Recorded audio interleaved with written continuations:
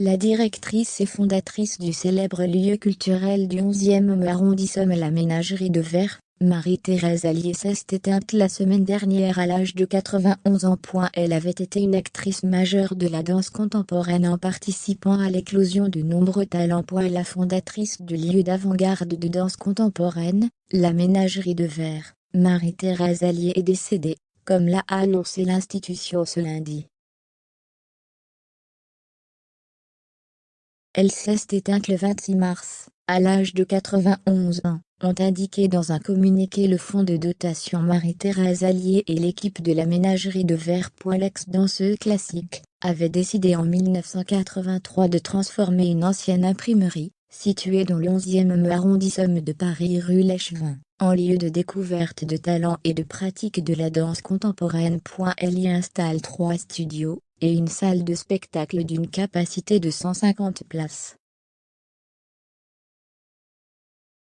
La verrière que propose ce lieu atypique évoque immédiatement à Marie-Thérèse Allier l'architecture de la pièce de Tennessee Williams, qui donnera finalement son nom à l'établissement, la Ménagerie de Verre.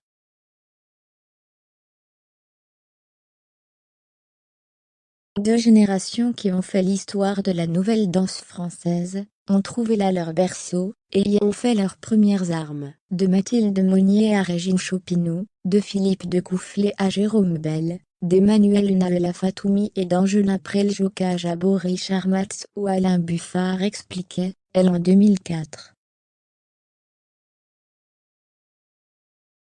L'ancien ministre de la Culture, Jack Lang, a rendu hommage sur Facebook à une femme exceptionnelle, qui a su faire de la Ménagerie de Verre un espace incontournable de rencontres, d'innovation, et d'expériences artistiques uniques. Le lieu propose 2 festivals chaque année, Étrange Cargo au printemps et Les Inaccoutumés à l'automne.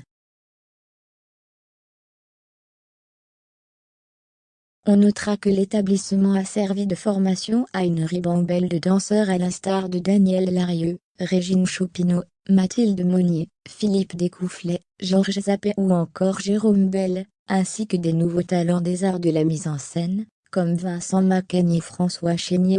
Brigitte Lefebvre, ancienne directrice de l'Opéra de Paris, a, quant à elle, salué une vraie guerrière pour l'art, et pourtant le combat était parfois rude.